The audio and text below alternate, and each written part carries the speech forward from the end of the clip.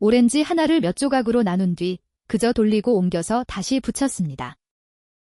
그런데 처음과 똑같은 크기의 오렌지가 하나가 아니라 2개 생겼습니다. 10중 8구 사기꾼이거나 마술사라고 생각하시겠지요. 부피는 그대로여야 하니까요. 1924년 폴란드의 스테판 바나흐와 알프레트 타르스키가 그 일을 증명해 버렸습니다. 적어도 수학의 세계에서는요. 속이 꽉 찬 공 하나를 유한개 조각으로 나눠 똑같은 공 2개로 다시 조립할 수 있다. 조각은 몇 개면 될까요? 5개면 충분합니다.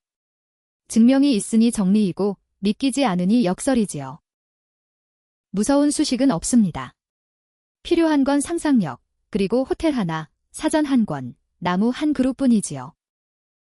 마지막 나무는 이렇게 생겼습니다. 4가지 회전이 자라난 프랙털이지요. 마지막에 다다르면 그래서 부피는 대체 어디서 났는가에 스스로 답하실 수 있을 겁니다. 그럼 본론에 들어가기 전에 비슷하게 생긴 가짜부터 치워둡시다. 인터넷에 떠돌던 무한 초콜릿 영상, 한 번쯤 보신 적 있으실 겁니다. 초콜릿 판을 비스듬히 자르고 몇 조각의 자리를 바꿔 끼우면 한 조각이 남아돕니다. 물론 속임수입니다. 다시 맞춘 판은 원래 판보다 아주 살짝 작아져 있지요. 사라진 가느다란 띠의 넓이를 전부 모으면 정확히 남아돌았다던 그 한 조각이 됩니다.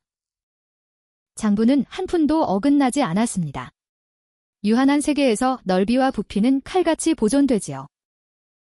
바나흐 타르스키는 이런 눈속임이 아닙니다.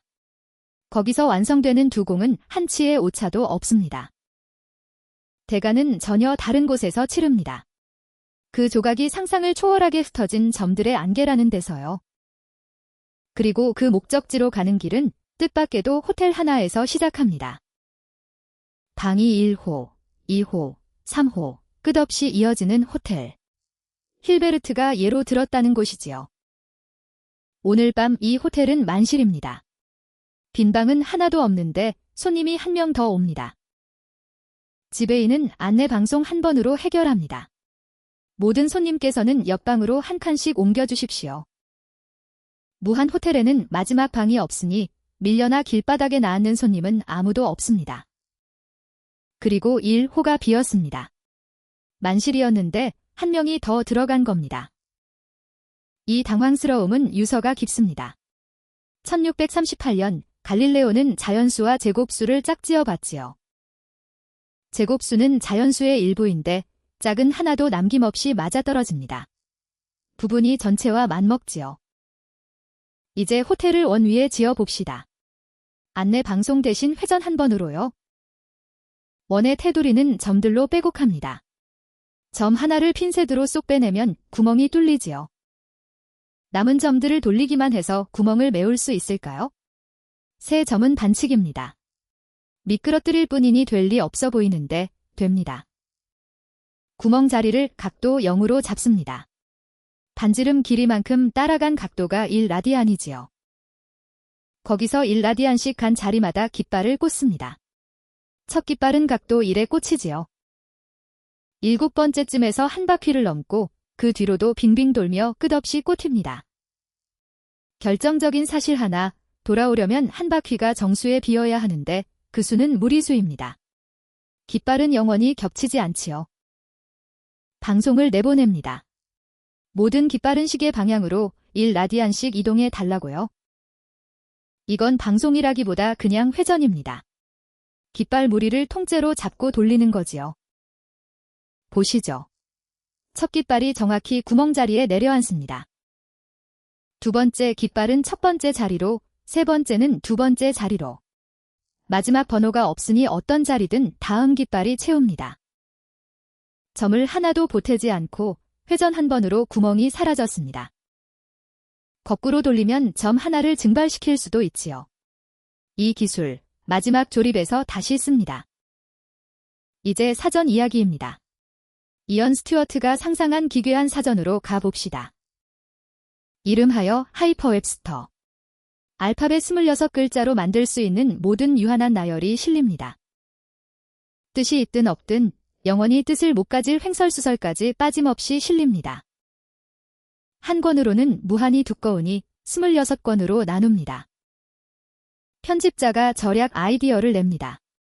본문이 맨 앞 A를 지우자는 겁니다. 그래서 지웠습니다. AA는 A가, AB는 B가 됩니다. 인쇄된 1권을 펼친 편집자는 얼어붙습니다. 1권이 사전 전체가 되어 있었지요. 당연합니다. A 뒤에 붙을 수 있는 나열이란 곧 모든 나열이니까요. A 한 글자가 지워져 생긴 빈 단어, 이 자투리만 빼면 완전한 사전입니다. 같은 일이 26권 전부에서 벌어집니다. 잉크는 아꼈는데 말이지요. 힐베르트 호텔의 한 칸 옮기기와 같은 합법적인 무한 마술입니다. 청사진이 보입니다. 공을 몇 권으로 나누고 첫 글자를 지우면 공이 여러 개가 됩니다. 다만 공에는 글자가 없지요. 지우개 노릇을 할 동작, 그것이 회전입니다. 이제 종이 사전을 덮고 공을 두 손으로 잡습니다. 회전만으로 사전을 써보지요. 우리가 쓸 동작은 딱 4가지입니다. 오른쪽, 왼쪽, 위, 아래로 한 번씩 돌리기. 한 번의 각도는 아무거나 안 됩니다. 코사인 값이 3분의 1인 각, 약 70.53도지요. 이 동작들을 이어붙이면 단어가 됩니다. 규칙은 하나, 새로 한 동작을 맨 앞에 적습니다. 그러니 U, R, D는 아래로, 오른쪽으로, 또 오른쪽으로, 마지막에 위로 돌았다는 레시피입니다. 단, 방금 것을 곧바로 되돌리는 글자는 적지 않습니다. R 다음에 예은 안 한 셈이니까요. 그렇게 모으면 글자는 4뿐인데 하이퍼웹스터와 똑같은 무한사전이 생깁니다. 내 동작은 결국 3차원 회전 행렬 4개입니다. 코드로는 이렇게 적히지요. 이 사전의 지도가 바로 이 나무입니다. 가운데 흰 점이 아무 동작도 안 한 수도이지요. 첫 글자에 따라 4나라로 갈립니다. 길이 6이야만 세어도 1457개지요. 이제 하이퍼웹스터를 재현합니다. 왼쪽 나라 단어를 집어들고 맨 앞 L을 지웁니다. 남는 건 R로 시작하는 단어만 뺀 전부입니다. 나라 셋의 수도까지 딸려오지요. L 뒤에는 그걸 되돌리는 R이 올 수 없으니까요. 4분의 1이 통째로 부풀었습니다. 장부를 맞춰 봅시다. 왼쪽 나라를 부풀려 오른쪽 나라와 합치면 나무 전체가 됩니다. 위와 아래로 한 번 더 하면 나무 전체가 하나 더 자투리 수도는 구멍 메우기로 처리합니다. 맨 앞 글자는 가장 최근의 한 동작. 맨 앞 L 지우기는 조각을 통째로 R로 돌리기입니다. 왜 하필 그 각도일까요? 90도씩 돌리면 R을 4번 한 단어가 제자리와 같아집니다. 그 각도는 그런 우연이 결코 없다고 증명된 각 이런 회전을 자유롭다고 부릅니다. 말로만 들으면 사기당한 기분이 들지요.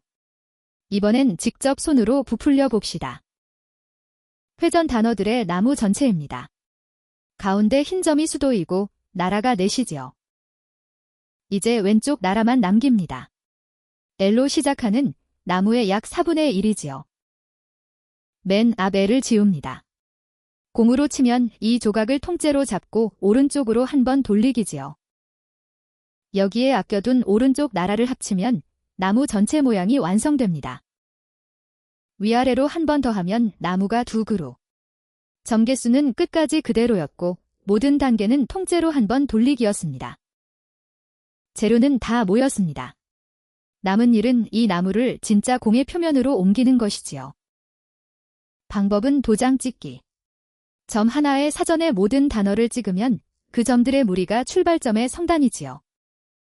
마법의 각도 덕분에 서로 다른 단어는 반드시 서로 다른 점을 찍습니다. 그중 왼쪽 나라의 점만 남겨봅니다. 364개가 공 전체에 흩어져 있지요. 검산도 보시죠. 이 점들을 통째로 오른쪽으로 한 번 돌렸더니 오른쪽 나라가 아닌 단어들의 점과 소수점 오차까지 겹쳤습니다. 성단 하나로는 공 표면을 다 덮지 못합니다. 그런 성단이 셀 수 없이 많거든요. 그래서 마지막 한 수 모든 성단에서 대표점을 하나씩 뽑아 명단을 만듭니다. 그러면 표면의 거의 모든 점에 단 하나의 주소가 생깁니다. 주소의 첫 글자로 표면을 네 무더기로 나누고 왼쪽 무더기를 오른쪽 회전 한 번. 오른쪽 무더기만 뺀 전부로 부풀고 오른쪽 무더기를 합치면 표면 전체. 위아래로 한 번 더 하면 표면이 둘, 각점의 중심까지 바늘을 매달면 속이 찬 공입니다. 조각 5개로 공 하나가 공 2개의 넷으로는 불가능하다는 것까지 증명돼 있습니다. 슬쩍 지나간 그 대표 뽑기를 보장해주는 것이 바로 선택 공리입니다. 이 공리는 고를 수 있다고만 말할 뿐 어떻게 고르는지는 알려주지 않습니다. 그래서 5조각은 존재한다고 증명될 뿐 만들어 보일 레시피는 영원히 없습니다. 이제 처음의 의심으로 돌아갑시다. 부피는 대체 어디서 났을까요? 원래 공이 1리터였다면 완성된 두 공은 합쳐서 2리터입니다. 5조각을 거치며 장부가 이렇게 됐습니다. 돌리고 옮기기는 부피를 못 바꾸는데요. 답은 통렬합니다. 그 조각들에는 부피가 없습니다. 0이 아니라 어떤 값을 붙여도 모순이라는 뜻이지요.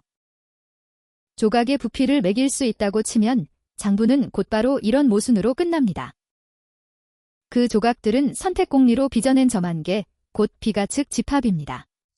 1905년 비탈리가 처음 보였지요. 부피 보존의 법은 깨지지 않았습니다. 그건 부피가 있는 것들끼리의 법이니까요. 조각들은 분해된 동안 부피의 세계 바깥을 지나갑니다. 다시 공이 될 땐 이미 2개고요.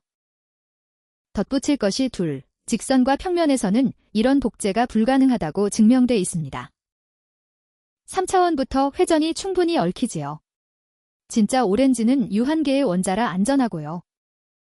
1970년 솔로베이의 세계엔 이 역설이 없지요. 거짓말이 아니라 청구서입니다. 지나온 길을 한 줄로 줄여볼까요? 무한에서는 부분이 전체와 맞먹고 그 맞먹음을 글자와 회전으로 구현한 것이 이 역설입니다. 부피가 새로 생긴 게 아니라 부피를 말할 수 없는 조각들이 장부 바깥을 다녀온 겁니다. 출발은 1914년 하우스도르프가 공의 표면에서 찾아낸 역설이었습니다. 1924년 바나흐와 타르스키가 속이 찬 공으로 완성하고 한술 더 떴습니다. 1990년 나츠코비치는 원판을 잘라 같은 넓이의 정사각형을 만들었지요.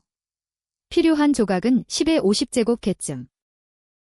역설은 수학이 고장 났다는 사이렌이 아니라 직관의 관할이 끝나는 국경의 표지판입니다. 부피는 보존된다. 전체는 부분보다 크다. 국경 너머에서는 다시 심사를 받지요. 그러니 오늘 밤 오렌지가 2개가 되기를 기대하실 필요는 없습니다. 수학은 직관이 닿지 않는 곳까지 정직하게 걸어가 가끔 믿기지 않는 풍경을 들고 돌아옵니다. 오늘 영상이 흥미로우셨다면 구독과 좋아요, 알림 설정 부탁드립니다. 다음 이야기에서 또 만나요.